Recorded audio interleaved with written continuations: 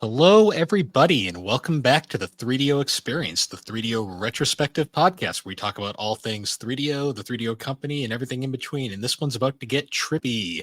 I am Bill, and this is Thrak. How you doing, Thrak? I'm getting better. I don't sound as sickly as I have. I'm still coughing, but not nearly as much. I'm still pouring mucus out like a fucking disgusting sink. But I'm getting there. Quick life update. Because I think this happened before the last episode. I got a new job. Woohoo! The last day at my current position is the 31st of July, which will Nice. be, I think, when next week's episode comes out. So I'm trying to keep my head down and just hoping I can survive these remaining days at work. I'm hanging in there. How are you, Nice. Bill? Yes. I'm doing great. I had one of those days where I swear to God, everybody woke up on the wrong side of the bed and was just fucking miserable. Mhm. Yeah. So that was fun. I blew I, up at I blew up at a coworker at the end of the day. That was great. Hell yeah. I will say today, we'll go off topic a little bit. No one was bothering me that much, so I went down a bit of the podcasting rabbit hole and I caught up on some podcasts. Everybody's fucking talking about me and talking about me being like a rival to Quest and all this like nemesis shit. I don't know what the hell's going on. Mhm. So I listened to the Castlevania episode, which was fun. I forgot half the shit we said, so it was great. It's so good. And then I listened to the new episode with Quest about the RPGs, which was an interesting episode. And then he mentioned I was his rival or something. So I went back, listened to the episode you and Bill and Quest did with Nave. Oh, So I yeah. listened to that a little bit. Where And Nave then- played the wrong game. Yeah, naturally. That was fun. And then What show was that for? I haven't caught up on gaming and collecting. So I listened to you guys talk to Jerry about yeah, and about the PS2 for a really long time. And he drove Alex, and Alex drove him fucking mental. About usual. the N64, yeah. See, I have a more yes, I am in Alex's corner about the N64, but I have a more nuanced take on it. Yeah. So it's not just I hate the controller. I mean, the controller isn't great, but that's far from its issues. But I will say a lot of my ness towards the N64 is perspective. I didn't get to it till after the GameCube, after the 360 even. So going back that far, it definitely hurt my perception. I feel like a lot of people like the N64 because it was like, oh, that was the thing I played as a kid. That's why I like it, and they hold on to it, Yeah. But anyways, enough of this bullshit. We need to introduce our guest. Yeah. The video listeners are probably like, who's that guy in the corner that's not saying anything? If you're watching this, said a you know couple who things. he is. You know who he is. Yeah. He was on a previous episode, and he's also the founder of our network that we're now a part of. We got Aaron from SuperPod Network, SuperPod Saga, Retro Rehab. Eventually, he's just going to be on Super Ghost Radio at some point. He's our overlord. I am on an upcoming episode of Super Ghost, so that's basically man. See, all consuming. Me and Jerry joked about that when we were talking. We were saying at some point, those are just going to all be the same podcast, just at the same time. That's SuperPod Ghost Saga Radio Rehab. That rolls 2K6. right off the tongue. 2K6. It's beautiful. Mike, Quest 64 Mike was he was kind of going in the same thing. Or holy shit! What am I trying to say? He was suggesting the same thing too. He was like, "Why don't you guys just merge the shows into one, like especially Super Ghost and Retro Rehab is just all retro gaming, and SuperPod Saga is like everything, and then Super Ghost is also everything. I don't know. Yeah, they're good shows. Yeah. See, I made the joke on the episode saying, because me and Jerry were joking about how we're all on 3 podcasts, and I joked how I have 3 very different co-hosts, and then Jerry was like, yeah, and I just have Aaron. That son of a bitch. He's like 3 co-hosts put together, though. That was funny, though. I didn't think about that at the time. I'm like, oh, yeah. Yeah. It's cool, though. Like, this network's pretty cool. Holy fuck. God damn. Sorry, that snow cone really bogged up my system, man. listeners, I'm eating a kiwi snow cone from the Jasper County Fair. If you're ever I almost said Iowa. If you're ever in Iowa, hit me up and I'll buy you a $5 snow cone. It's outrageous. If you do enough drugs, it becomes Iowa. That's true. That's true. We do have a lot of meth here in Iowa. Not that I've partaken, but the allegedly. Yeah, allegedly. Yeah, this network is cool because like I've met Matt now. Matt's pretty fucking cool. The Geek Addicts Matt is. I've known Stormageddon Matt for a long time. I kind of know Alex now, kind of. One of these almost. days, like you two will cross paths. It's like she seems to like always dodge. And yeah, everybody else. It's pretty cool. Pretty cool. Yeah, so it's like we're doing a pod with the CEO. Shit. I mean, I just fuck with the website constantly. I wouldn't say I'm a CEO. I'll be on a call at work and I'll be like, dude, this guy won't shut the fuck up. He won't stop talking. Maybe I should just dick with the website and see what I can make look better or like not clunky. And then, but yeah. I love the fact that like I discovered how to do GIFs, and then like an hour later, you had GIFs on your page as well. Yeah, I was like, Bill, God damn it, you're not gonna upstage me with the GIFs. And then I just picked a random one and put it in there. The Dude Meyer one's really cool though. Praise the Dude Meyer. Oh boy. Yeah, before we got sidetracked there though, I was gonna say I went to a convention over the weekend. Ooh. I always forget that like conventions are at times like the one time of the year a lot of people leave their homes and they like don't understand how to function in society because oh boy, sometimes I am like these people never leave their homes. Was that a smelly convention? Is that what you're trying to say? Not as bad as they can be. They're actually kind of cracking down on that lately. Oh, thank fuck. It's about time. The best cosplay I've ever seen was like a guy legit cosplayed as a speed stick, and he was just passing out deodorant to people. Good man. That's fucking awesome. Though Speed Stick is the worst deodorant, but still it's a step above what they smell like. He wasn't my dad's been using Speed Stick for the better part of like 27 years. Yeah, my dad too. Yeah, mine probably is. I'm an old Spice guy. Guy. And Same. Brute. Speed Stick and Brute. Yeah, Brute. Yep. Yeah, old man shit.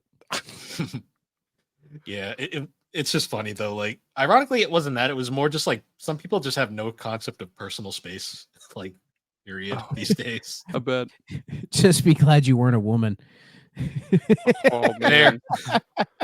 Fair. Did Alex get out of it unscathed? Yeah, she's like good about that stuff.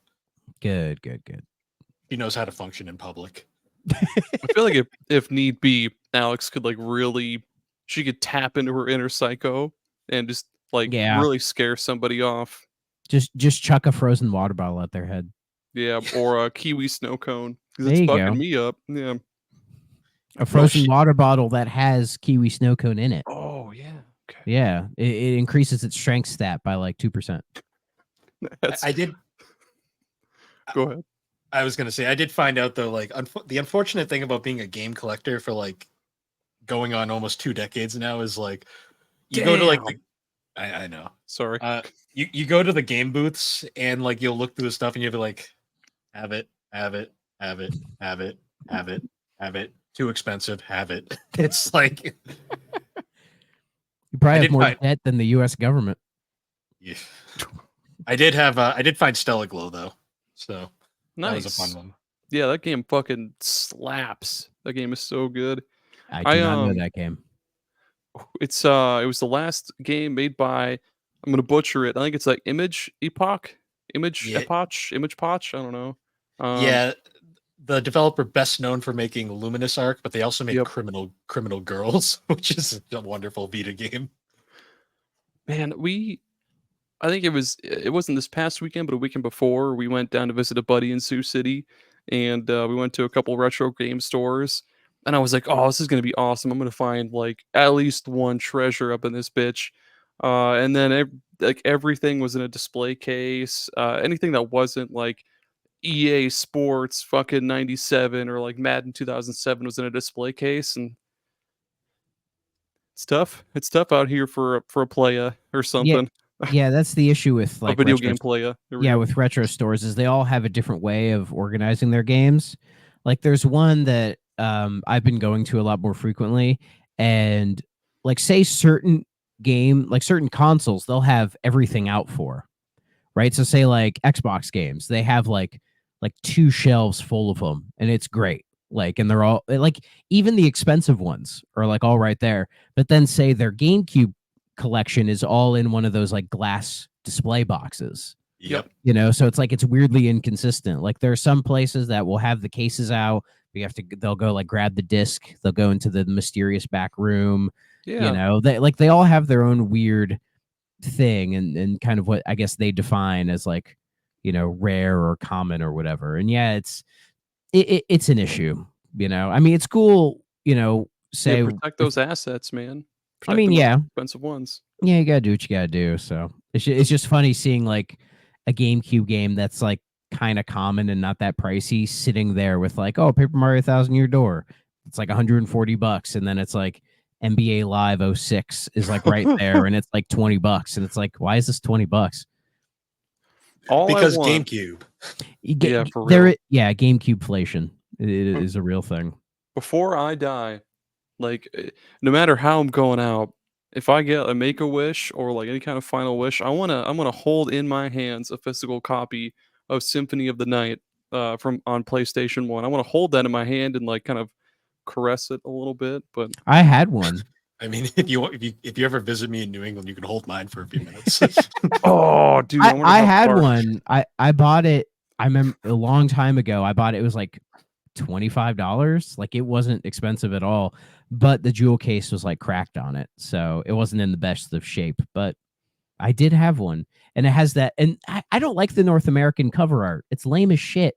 Yeah, where it's just the castle and it's like Yeah, black and it's boring. I like the one that's the Saturn cover art is amazing. Yeah, the Saturn cover art's amazing, but the one I like is I think it's the European PS1 one that has a Alucard holding the sword like super close. Yeah, dude. Like I think he's smelling the crossguard. That's what it looks like. Ooh, that one's cool. Peach scented. Bill, you smell can like blood. You can cut this out, but like, what state do you live in, or like, I'm googling it. I'm not like, everybody knows it. Yeah, okay. He's trying to dox you. most people know I'm up in New England, so. But like, what state? Like, isn't New England like the whole area, or Connecticut? So okay, I'm gonna look this up. Yeah, New England. How far away I am. Yeah, New England is composed of Massachusetts, Connecticut, Rhode Island, New Hampshire, Vermont. I think they'd even throw Maine in there. Yeah, it's that whole area, like Massachusetts Bay, Cape Cod, and then you go further up. You know, even the good section of Maine that's off the grid. Actually, wait, that's not bad. 18 hours. That's not bad. That's still. You can probably hit. That's still closer than like Nevada or Colorado or California. Mm-hmm. You could probably hit my house on the way. Oh, hang on. Let me see. That goes like right through Ohio. I'm pretty sure. Oh yeah. Yeah, right up the tippy top. Yeah. Okay. Well, I'm not the tippy top, but you know, I'm a bit south. Yeah. No, I've made it pretty obvious. I'm from Connecticut. I mean, the convention where we went to was called Connecticon. So oh shit. we're going to an anime convention, or yeah, we're going to. It's called Anime Iowa. We're going to that this weekend for my 12-year-old, like my 12-year-old's birthday present. I'm going as Jotaro from JoJo. Hey, that fits you. Yeah, I was like, who do you want to be from One Piece, Aaron? And I was like, I don't really know. And then I was just scrolling through Amazon for all the different costumes, and I was like, oh, bitch, this Jotaro costume looks sweet. It looks crunk, as the kids might say. Yes. Do the kids say it? Okay. A long time ago, I think when we were kids. Yeah, I think that's like an old slang term now at this point. When I hear children talk, they're talking another language half the time. I swear. Oh, sorry, I meant to say that was very skibbity. There we go. Whatever. Yeah. Oh, I don't know. It's all brain I rot, dude. watched. I think I watched like 50 episodes of Skibbity Toilet, and I was like, okay, I think I get this now. Do you though? Like It's their like source filmmaker weird shit. Like it's not that far off from like Soup Store or like the giant Thomas the Tank Engine robot, like all that weird source filmmaker that's shit during the true, yeah. Machinima era. It's basically them discovering source filmmaker and being like, oh, we can do something fucking weird with it. And it just has devolved into this weird fucking deep lore shit that like I don't fucking care about. Like I watched 50 episodes, seems like a lot, but that was like maybe an hour of it. And that was like, I'm like, I've seen enough. I'm good now. My curiosity has been checked. I'm fine, you know? And it's fine. Like it's not the weirdest thing I've ever seen. It's not the worst thing I've ever seen like kids get into, you know, because sometimes they'll like when it comes to language, they'll say certain things. It's like, oh, you don't know where that's from. You clearly don't, and it's not great, you know. It's kind of like how our generation we had like AMVs and stuff, and like that was the big thing on the internet. And then yeah, like edited clips of One Piece to like Linkin Park music or Bleach or whatever. Oh, it was dude, yeah. People got so hype. Oh, yeah, End it of was the like world. any anime with like alt metal, new metal, like alternative music, basically. Like Yeah. So many compilations of Sonic X with fucking Animal I've Become because why not? He's an animal.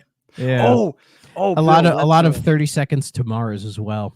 Yeah, I was the kill. I totally forgot about that newest episode of Geek Addicts where you guys talk about like your favorite anime intros and shit. I was just about to fucking listen to that, but I hope Mob Psycho 100 is in there somewhere because that intro fucking stomps. Holy shit. I honestly don't remember. We need to do like a network special, like our favorite anime intros, because there's a lot of like really, really good ones that I don't ever talk about on the show because I haven't watched anime in a long time. Yeah. Yeah. But yeah, we've killed a good 18 minutes. Sorry. I mean, we could keep going. Yeah, please, Betty, sponsor us. That's actually pretty good for us. We've done like a half an hour where we didn't even talk about the topic ones. Well, that's usually when there's like, say, some big gaming news going on, and I feel the need to talk about it. You know, like I never talked about the Game Pass pricing stuff because who the fuck cares? Yeah, like I think the biggest news that dropped today was like Humble Games closed. Yeah, I saw that. That sucked. That does suck. Yeah, and we found out what MEO was, and I was a bit disappointed. Yeah, like it's kind of cool, but it's not what I was expecting. I was really hoping for like a cool first party, not Famicom Detective Club fucking horror game. But I mean, I'm okay with Famicom Detective Club coming back. That's great, and I hear good things about those games. I'm not shitting on them. It's just the initial advertisement. I was hoping for something a bit more actiony. Yeah, you know, that's all. But this is what it is. It's not custom robo. Son of a bitch. I don't know if that'll ever come back, Aaron. No, that's in like purgatory with like Ape Escape and Jack and Daxter and just franchises that are never coming back no matter what. Sly Cooper. There's at least like hope on that one that Sucker Punch might care. Well, they do care. They just don't have time. I know. You know, like Sly Cooper, it's not a 0% chance, but I want it, so it's never gonna happen. You know, I know Jack and Daxter's a 0% chance because like they straight up just admitted they don't know how to make a new one, so that's why The Last of Us happened. That's man. They don't know how to make good games anymore, so they just make The Last of Us. Just The Last of Us started as a Jack and Daxter game, and then they like got through and they forgot that they fuck? They like didn't know how to make it. Dead. Imagine the golf club scene, and it's just Jack. He's just beating it, and Daxter's pinned to the floor, and he's got like blood coming out of his mouth. Now let's be real, Jack. Say something. Let's be real. Daxter would be the one with the golf club. Dude, Daxter's like the Ellie, and then Jack is the Joel, and then I don't know who. It would just be Abby, like just straight up Abby. Yeah. Oh man, I don't know what does Jack say in the opening of Jack 2? He's like, I'm gonna kill those fuckers or something. No, he said, "I'm gonna kill Praxis." Like There, his first, yeah. It's the first thing he ever words of the says. series. Yeah. Good shit. Oh, nice. oh boy. Yeah. And meanwhile, Sly's trapped in the fucking desert still. Oh, I wrote a blog about this. Surprise, surprise! But Mr. Blog over here. Yeah, dude, like it's 1998. I have a lot of cool ideas that are too short to put into an episode of SuperPod or something. But Yeah, fair enough. Yeah, custom robo would be fucking perfect. Make it huge online multiplayer arenas. You could do all sorts of cool Nintendo crossover shit. Have like Mario mech shit. Have Samus shit. Have all sorts of shit, and it'd just be so cool, man. Bring custom robo back. See, I love that idea, but it requires having a strong online infrastructure and Nintendo. And that just those two don't exist, unfortunately. I mean, I know Splatoon's hanging in there, as far as I know. I heard Splatoon 3's coming to the end of its life cycle, though. Already? Really? Didn't it just come out like last year? Yeah. Or was it the year before? It was like 2 years ago, I think. I'll have to re-look into that, but I heard it's already like at the end, apparently. Like, so. did people not latch on to it? I don't know, because it seems like it's still popular. I mean, I'm not a Splatoon fan. I like it, but I'm not. I don't like competitive games. Well, I know when I had more friends, I'd play more Splatoon. Like, I know when Splatoon 2 came out, that was like right at the start of the Switch. And then when they announced Splatoon 3, a lot of people were like, why would you do this? Splatoon 2 is already on the Switch. You know, like Splatoon would be just one of those a console kind of games. But just make more content for Splatoon 2. Like, that's just fucking... I mean, I know Splatoon 3, they tried to have more of a single-player campaign attached to it, like the Octo expansion from 2, which people really liked, but I think people were disappointed by the single-player content in this one. But, you know, yeah, I've tried Splatoon. It's perfectly fine, but my competitive online days are behind me, so... Yeah, I see the appeal. It's just like you can only bully kids for so long before you just get bored of it. So. My son asks me to get Splatoon so we could play it all the time. And I always tell him, I'm like, it's like not when happening. Fall Guys came out, and like literally like the only fun of Fall Guys for like the first month was just bullying all the kids who didn't know how to play video games. Yeah. I mean, Fall Guys would be a fun game to play in the Discord. Oh yeah, I'd buy it again. That would be cool. Yeah. Wait, what do you mean buy it? It's free. Yeah, that's right. I forgot. I was gonna say my favorite game to bully kids in is Pokemon Unite, because it's always all these little tiny baby kids who are like, oh, it's a free Pokemon game, I'm gonna download it because it's free, and then they get fucking annihilated by my expert fucking platinum god tier level Mamoswine plays, and then oops, sorry. You're like, stay away from Snowcone 69. He's ruthless. Snowcone 69.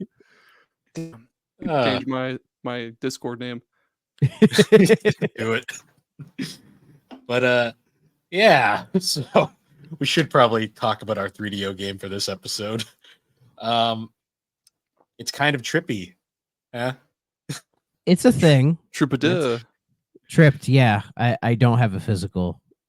I probably could have got one. I don't think it's an expensive game, but this was like $20. Yeah, but I don't think well, because, you know, we did the last episode not that long ago, and I think the amount of time it would have taken to get here, I wouldn't have had enough time to like actually play the physical, so it would have just went up on the I've played it pile. Yeah, this is a puzzle game for anyone who doesn't know it. This one was actually requested by Aaron, so that's kind of how we got into this. That's why he's here. Yep. I'm only here if I can demand a game. The game. So the game itself, we'll get into it as we go along, but the game itself is it's a decent puzzler, but there's a lot behind this game's like development and like backstory that I find pretty amusing. Like, so I guess we should get into it. This game was created by Warp, who longtime listeners of the podcast will recognize as the same studio that made D. I think our first like universal, like we hated it kind of game on the show. I think so, yeah. It was the first game created by Warp, spearheaded by Kenji Ito, I believe his name is, or Ino? Kenji Ino. Ino. who is more of a composer than a game dev, weirdly enough. I mean, his name's Eno. Put them true. together, right? Yeah. So what's funny is there's no composer listed for this game, so I'm just kind of assuming that Eno probably did the music. I think so. I believe Um, he's credited with the music on, I think, most of Warp's games. He did all of them except for he didn't do Enemy Zero. Enemy Zero had a different composer, which I find fascinating. That is interesting. But yeah, I'm pretty sure he did the music for this. It makes sense. And the game does have a bit of a, I wouldn't say a music theme, but it has a bit of a focus on music. So one fun thing I found out was the cover for this game is kind of a clusterfuck of just shit thrown all over the cover. Oh The god. 90s. So apparently that was intentional. Kenji Ino's like a legitimate like words when they were designing word, just throw a bunch of shit on it and then send it out. I mean, it catches your eye. It does. It is a very trippy looking cover. Dude. Yeah. And the other trivia cover is pretty cool too. And the one other trivia piece that I found really interesting is the reason the game is called Tripped is it's actually a play on 3DO founder Trip Hawkins. That is a very weird cool. thing. That's like an inside joke. Yeah, I read that. I was like, yeah, okay. That if any other developer, I'd be like, that's a little weird. But this is Kenji Eno, and he's kind of weird. So yeah, he falls very much in line with those esoteric Japanese developers, like a Kojima or somebody. But he never got that kind of success to really do the kind of crazy vision games that he always wanted to do. Well, the problem was a lot of his games, like he had big visions, but like the games either didn't come out outside of Japan or they were just so obscure. Like one of my favorite games he designed is a game called Real Sound Kaze no Regret, which is a purely audio based game. Like there's no graphics at all. It is strictly audio. It is an interesting idea. Unfortunately, it's Japan only, so it's not the easiest thing to play.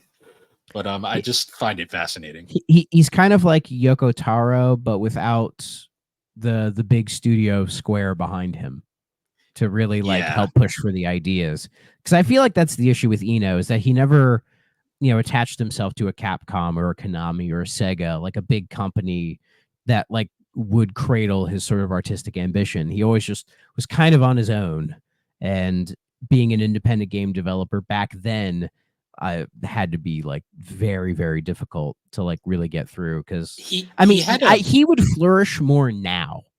Like if he was making games now, he would be like a cult sensation, I think. Just putting random shit out on Steam and just letting people discover it organically, So I have to ask Aaron, why this game? It's just curious. So the last episode that we did together, I already forget what was the game again? Triple Threat Shanghai. Yeah, the fucking mahjong game. Yeah. Okay. So I'm a big fucking nut for puzzle games, mostly like the falling block like arcade style puzzle games. Me too. And the last episode we did, I think I was going through a list of different puzzle games on the 3DO, and Tripped was the only other one on there. So I was like, all right, that's me. Let's do it. And the cover looked cool. The little bat dude on it, I love him. It is an eye-catching cover. What's funny is I remember when we started this, we had initially said we're probably not going to cover the puzzle games just because how much is there actually to say, and then of course we immediately broke that like within like a few months. Ironically, because you really wanted to cover them, and we were like, fine, let's do it. I mean, it gave us a reason that rather than just kind of bundle them all in like one kind of puzzle mega cut, Yeah, like we did with the golf games. Yeah, that makes sense, because like how much more can you do with golf? Like I feel like there's probably a lot more you could do with a falling block puzzle game than you could golf, because it's just like swing, ball, hole. That's golf. I mean, there's a lot of interesting things you can do with golf games. It's just none of the 3DO ones really do, Like none of them are like What the Golf. Oh, yeah, What the Golf, or Golf with Friends. Golf with Friends. Golf with your friends, or even like a golf story, where you could get more out of it. There just wasn't much to get out of those golf games, unfortunately. But it is what it is. Yep. This game came out in 1994 in Japan and then 95 in North America. It also had a PlayStation release, which I did not realize until doing research, but it was only in Japan. That probably would have been way easier to emulate. Probably. Probably, yeah. So before we get into the game, I wanted to let you guys talk about that because apparently emulating this game kind of sucks. Mhm. Well, 3DO emulation, I think in general is kind of iffy.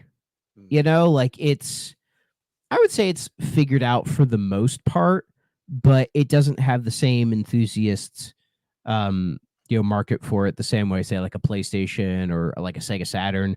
Like I've seen Sega Saturn emulation completely improve drastically. Oh, It's still fuck not yeah. perfect, but it's a lot better than it was, say, like 10 years ago. But 3DO, most games run just fine, and if you have the Opera emulator in RetroArch, you should be okay.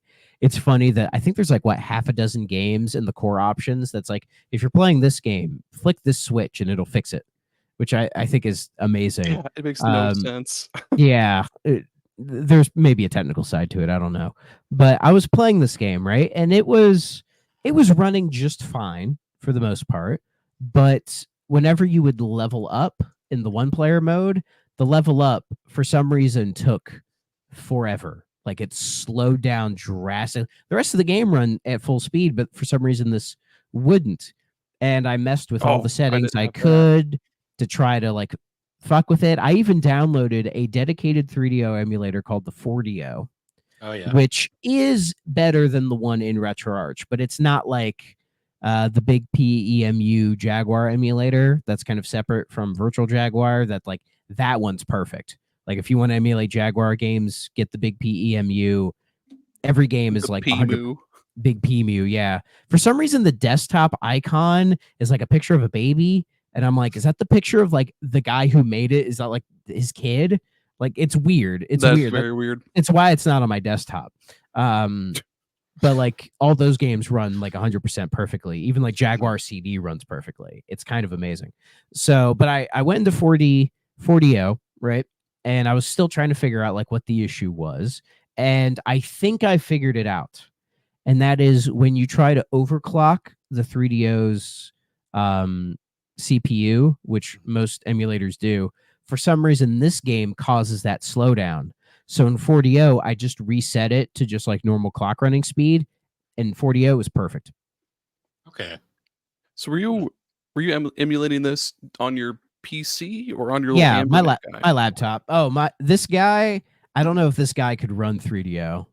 Okay, it's weird It because like weirdly enough, it's so weird when I got this, it had PSP in it, and I tried messing with the PSP and it was shoddy at best. You know. some games run PS1 much is better than others. PS1 is fine on here. Anything below PS1 is perfectly fine, but I don't get too crazy. Like right now, I'm playing Master System games on this. Hell yeah. So yeah, as Master of Darkness, pretty cool game. If you ever wondered what if Sega made a Castlevania game, it's called Master of Darkness. Check it out. Yeah. Anyways, Tripped. If you're having issues emulating it, set the clock speed to just like standard, and that should fix it just fine, hopefully. But Otherwise, if you're playing it on an old Anbernic, you're gonna have totally different fucking problems. I did not have that level up problem at all. My biggest problem was like when I would pause the game and leave it paused for longer than like 10 seconds. If I try to unpause it, the game would freeze. Eventually, it would unfreeze, but then there'd be no more audio for the rest of the game. I'd have to restart the game or back out of it completely and then go back into it. Another thing would be that like it's either when you get a level up or just like, well, does the audio play on a loop on like the actual 3DO version, like where it stops Yes. after a while? Okay, so I guess that's not a. Maybe maybe I wasn't having an issue. Maybe it was just like when it's paused, it would reach the end of the loop and then it would come back again. I don't know. Yeah, I just had to download. The cut Yeah. isn't the best for the audio loop, I will say. It's you'd be amazed at how many CD-based games struggle with like audio loops, or like you can hear when the cut happens Like and when Grandia it goes 2. through, you can definitely hear it. You know, it's I just- will say the kind of insane janky style that this soundtrack goes for kind of gets away with it. Because after a while you stop noticing it, but like it is a little the looping cut is not great on the Mhm. soundtrack. And Aaron, for the Ambernick version that you had, does that Ambernick run? Does it have like, say how mine you can use it through RetroArch or through like its own dedicated like emulator or whatever? Well, one sec, my 3-year-old says his shirt is ruined. What, buddy? Oh no. Oh, it's all wet. Oh, did you spill your snow cone on it? You got a snow cone too. Oh boy. Snow cone accident. There you go, buddy. It's okay. Go get a new shirt. What were you saying though? Sorry. Oh. So when you were emulating on your Ambernick, were you doing it through RetroArch or just through like the I think it's called the game rooms or whatever? No, mine was through RetroArch. I think there's only the one core for it in RetroArch. And Yeah, like Opera. for the longest time, I could not get the game to run. Like if I would start the game and go to a black screen and then just sit there until I closed out of it and restarted it. So I had to download the BIOS files like numerous times and place them in different spots to see what would work. Yeah. Eventually it worked. I have like 5 copies of the BIOS files in like 4 different folders, but it works. And it works on one of them, but you'll never know which one.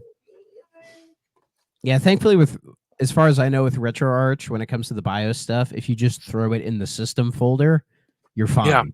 Like that's just where it'll read it. I have it for the FC1 and the FC10, just in case, because I think there are some 3DO games you try to emulate them, they want the FC1, not the FC10 to run properly. It's for some reason weirdly odd like that, but that's emulation for you. It's just kind of odd. It's kind of Yeah. gotten better though. Yeah. Yeah. So I guess going into it now, like the gameplay itself, is the best way to describe it. It's kind of like a match 3 puzzler. It's a match 4. Yeah, that basically that kind of style where it's like it's kind of like columns or like maybe like a Puyo Puyo in a sense. I would say Puyo Puyo is the closest connection to it because Puyo Puyo is also match 4, and this Okay. kind of follows that template with like having the different color graphic representations and having kind of that like funky aesthetic to it. But I don't think the puzzle gameplay in this is as consistently strong as say a Puyo Puyo. But you can Yeah. tell like that's its main influence. Yeah. But like with Puyo Puyo, you only have the 2 beans that you can flip around. This you always get the 3, and you can do say that the 2 different L's, or like kind of lay it flat or straight up. You get a lot of different options when they're falling, which means the game has to play a lot slower, which Yeah. is fine. But with puzzle games, especially when you play them enough and you get good at them, you kind of want to get faster at it. And the game, it feels like it's not encouraging you to get faster, because Yeah. nothing about the game is speed. It's just trying to. It's slow, and it's a shame because it kind of clashes with its like edgy 90s attitude in your face, bro. Like it kind of conflicts with that. Now And it there's does like- have. Oh, go on. I was gonna say there's like 5 different positions each group of 3 blocks can have, and that's really fucking annoying because if you miss the one you're trying to get to, you have to keep tapping the button over and over and over again. Yep. and Yeah, before it's too late. like I think that's like a Tetris influence as well, like having the different like the being able to mess with the different blocks, but it just doesn't work the same as like Tetris. You know what I mean? Yeah. Yeah. It does have one particular gimmick that I did find somewhat interesting, where so if you line up 4 blocks in a cube formation, they'll actually merge yeah. into a giant cube that if you're not careful, this can fuck you like Yeah. really Oh god, hard. yeah. Especially the green ones. The green ones are dangerous as fuck, I found out. Yeah. So basically what happens is they'll merge into one big square, and then that big square will basically remain on the screen until you get another chain of the smaller ones. But not Um, another block. Well, yeah, if you get another block, then you get 2 big blocks. Yeah. The thing that's really nice though is the way I discovered the dangers of the green block were I The literally dangers of the managed. green block. So I literally managed to get like 5 big green blocks on the screen somehow, and I was like, "All right, I need to really get rid of these." And I had forgotten that the green block has an effect where when you take out a giant green block, it drops an entire row of blocks on the screen just randomly. And I found out if you do a big chain and get 5 green blocks in a row, um, you get a big bonus, but then it will drop 5 rows of full blocks on you at once, and Oh boy. it is dangerous. Yeah, like the only incentive for doing the blocks is that you get like an extra bonus when you set up for your combos. But with how slow the game is, it's really hard to set up those combos because you almost set up the combos saying the way you would with like Puyo Puyo, you know, where if you really know how to play Puyo Puyo, you can set up like 2, 3, 4 chains and just really screw up the person that you're competing with. But here it just even when you set up like a really good chain, it doesn't feel as satisfying.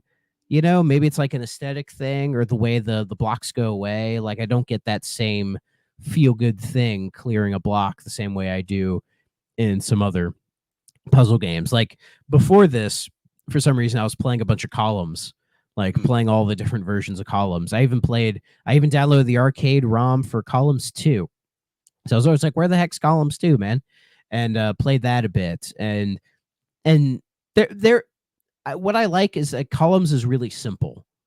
You know, like you have your row of 3 diamonds or gems, you can shift them around. You set up combos of 3 in any direction. Like it's super simple. Like it feels rigid because it doesn't flow as well as Tetris, but it has its own flow that you get into. But like I don't know. I feel like with Tripped, I don't hate the game at all, but I just feel like I never got into the rhythm or the flow of it the way a lot of really good puzzle games get into that feel. Like say like Panel de Pawn. I could play Panel de Pawn. Once I start playing that, I could play that for 18 hours straight because you just get so hooked into like that kind of game. Whereas with Tripped, I put a couple hours into it, but I just never got that kind of satisfaction that you get from playing other puzzle games. Go on, Aaron.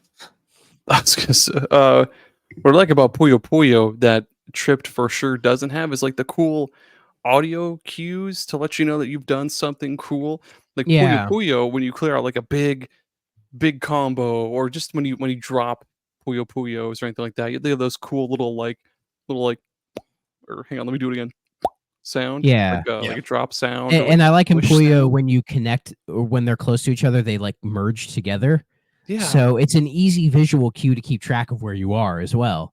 Whereas with this, they don't do that. So you just kind of have to look around and be like, where's like, okay, they're there. You have to think about it a little bit more. It's not like this. Tripped isn't as instinctual as I think puzzle games should be, because puzzle games eventually they just should be instinct.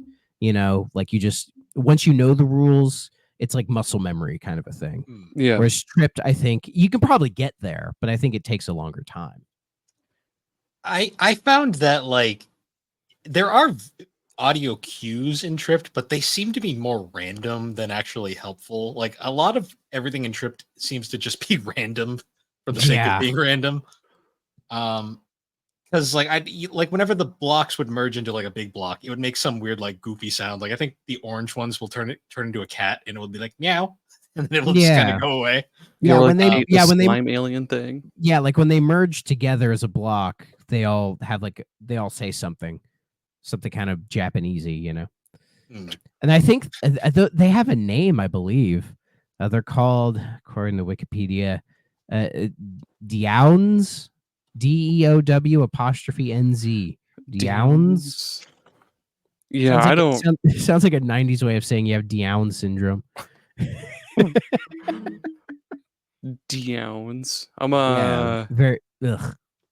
Oh, that sounds like an anime thing. I can't think of the anime off the top of my head, but yeah, that's also this manual is useless. Really? Doesn't I mean it gives you a wonderful photo of the man himself there. Oh hell yeah!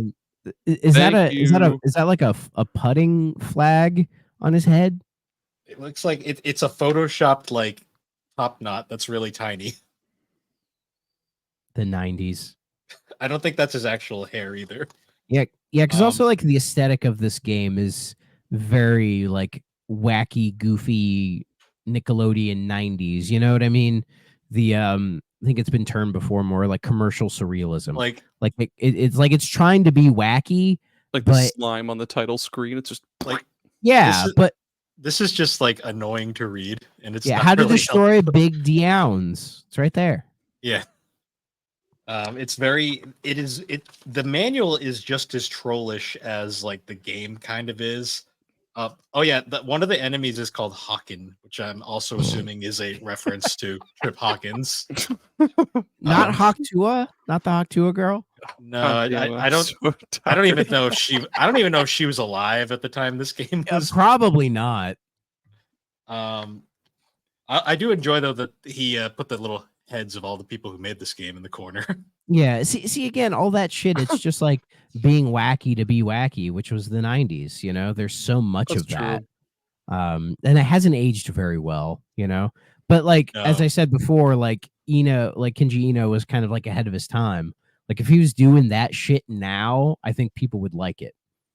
probably. But they'd like it in like a 90s ironic way, you know? Ooh, the Japanese PS2 or not PS2, Japanese PlayStation release has a really cool cover art. That's about it. I like it a little bit more. Yeah. A little bit more though. Like it has kind of that claymation look to it. Yeah. It's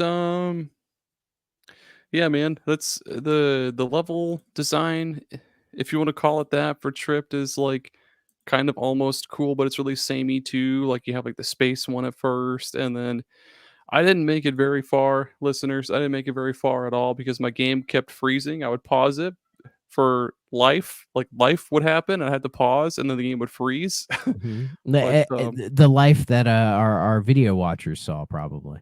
yeah, exactly. And now I gotta let this fucking cat out. Continue. Are you kidding me, Petrie? Come on. Um, I was gonna say though, like I had one match go for literally 2 hours because it just wouldn't end. Like, you Yeah, ever because have like like how do you? Because I didn't do Shit. the one player versus CPU like battle mode. So like, how do you fuck with the other player? um, it's kind of like a mean bean, only not nearly as intense. It's kind of more just like you get combos and it makes things more dramatic on their side. Okay. Does it drop Um, like garbage blocks on the enemy side or something?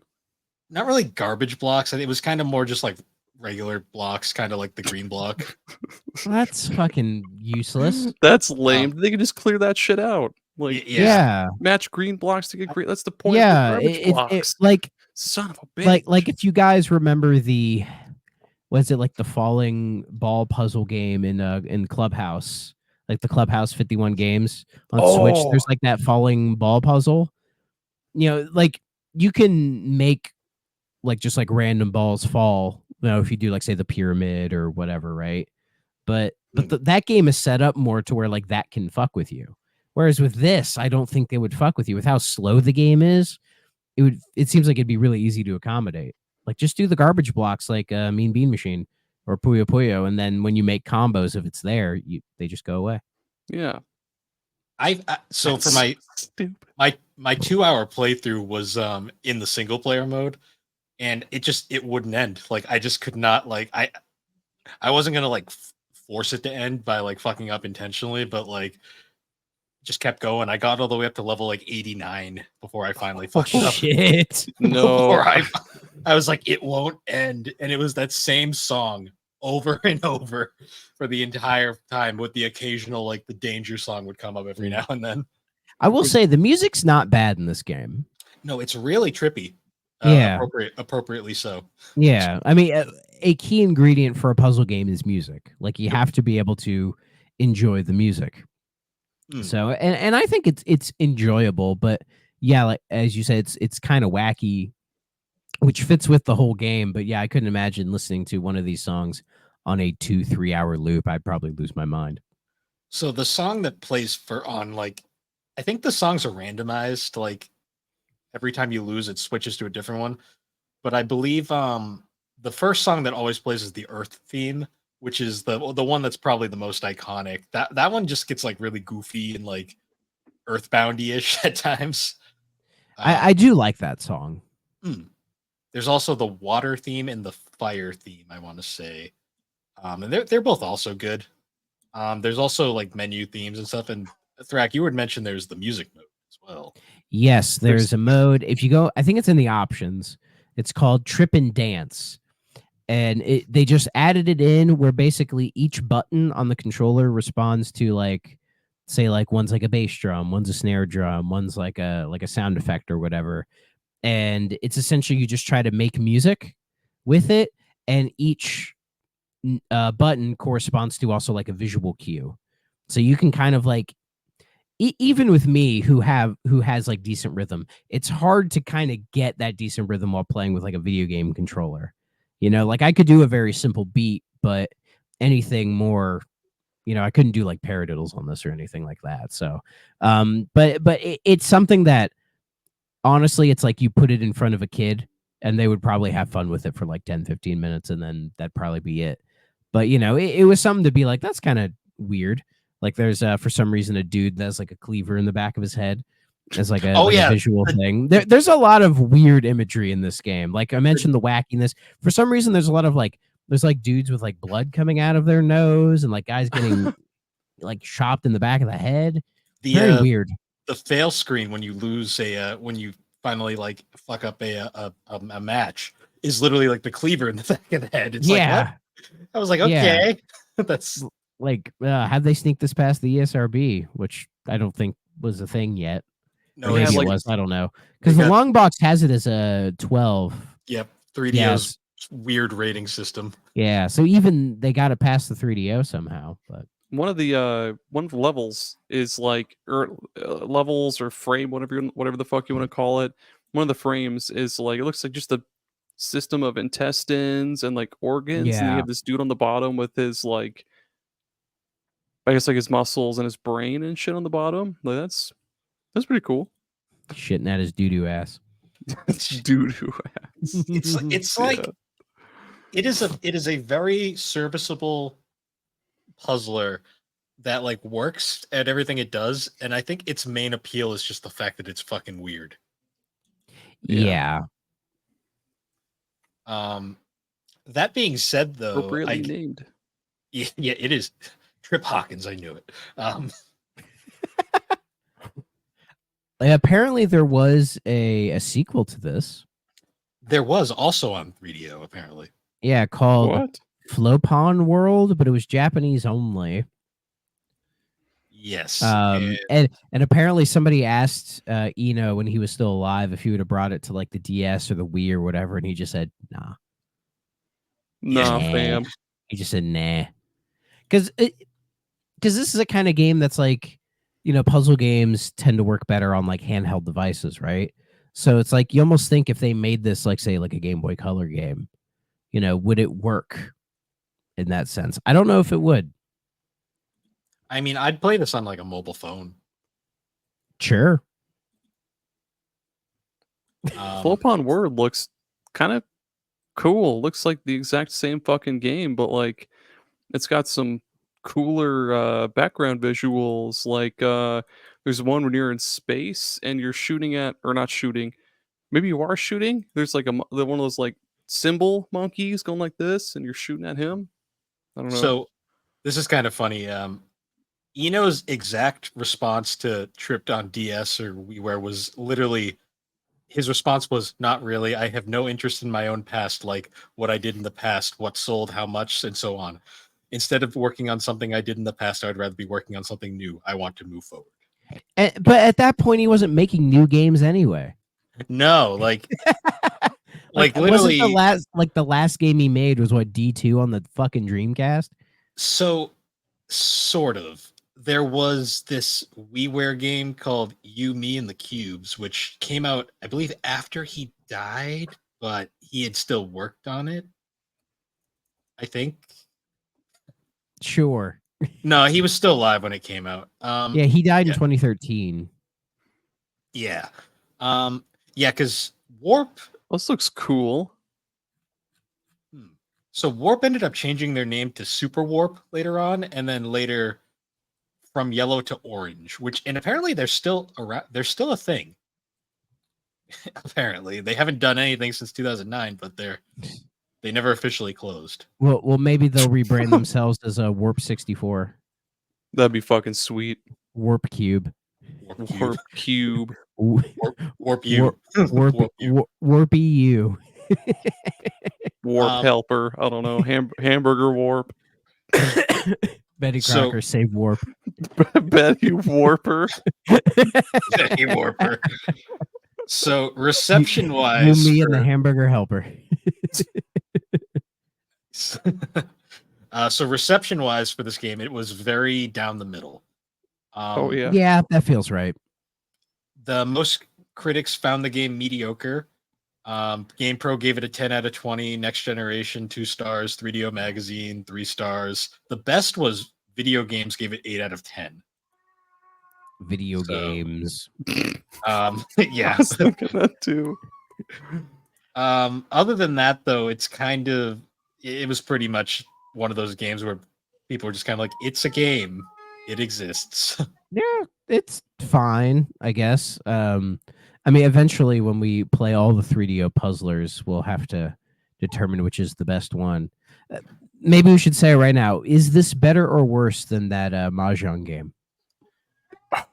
I don't think so. I guess that doesn't answer the question. No, it's not. Mahjong has like a pretty decent amount of strategy required, but this game just doesn't. Mahjong definitely challenges my brain more than this game, I will say. Both have really catchy soundtracks, so there's that, I guess. Kind of, yeah. I would say that, yeah, Shanghai's probably the better game, but I think I'd rather play this just because it's much more appealing to look at. And it's more visually stimulating by far. Yeah, maybe that's why. I could at least get the Mahjong to work. Yeah. It's also a lot I could listen to that Earth theme for a little bit, you know. True. Yeah. Every once in a while, pop that on and be like, all right, now we're good.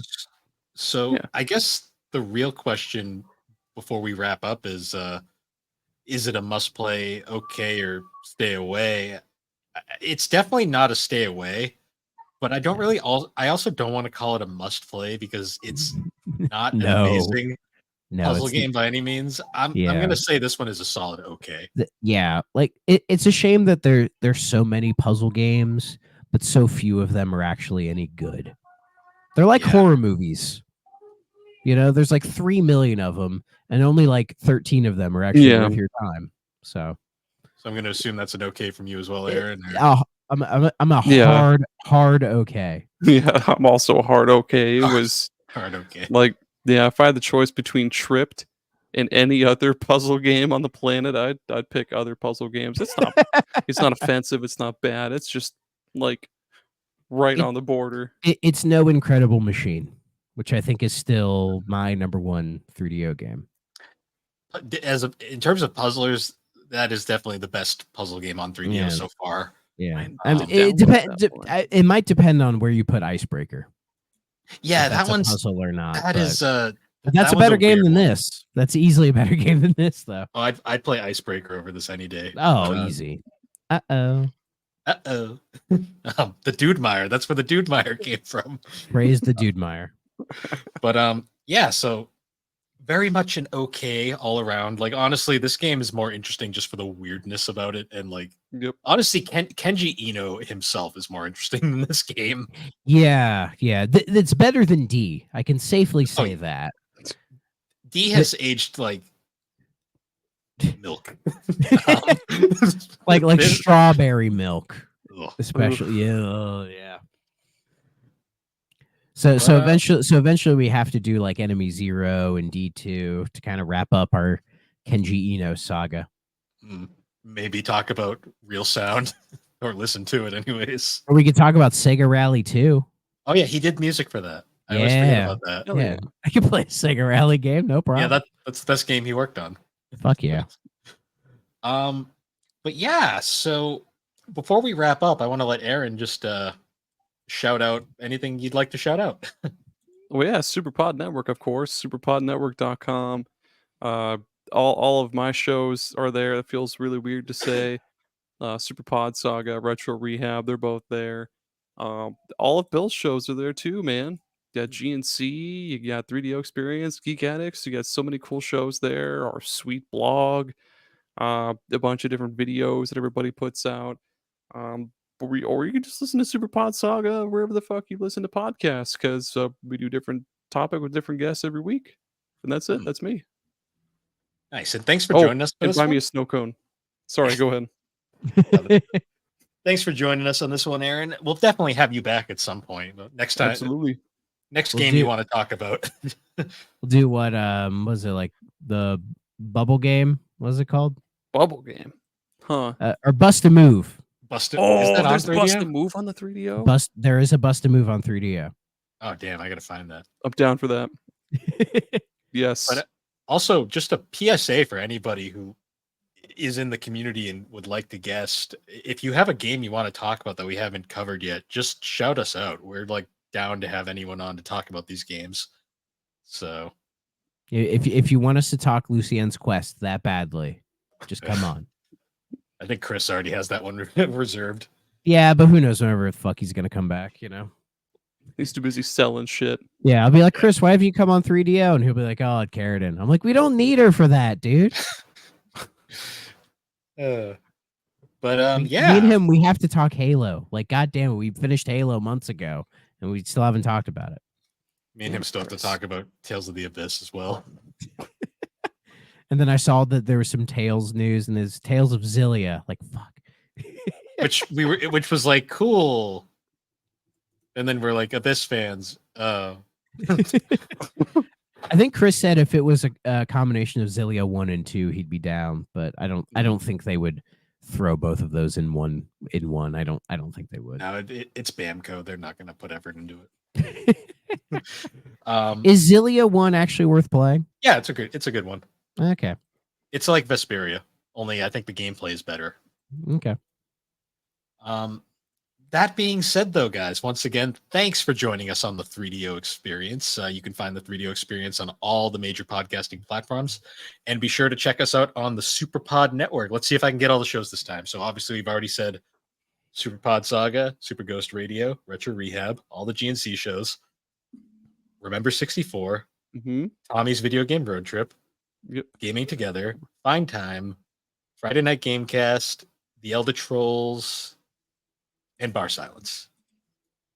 Did you get a novel console? He did not. Right. Oh, we were just talking about him too. Yeah, Son I of a always bitch. forget one. Well, I mean, you guys implied that show doesn't exist at the moment. I mean, that show's been on hiatus for months now. My Mondays are terrible.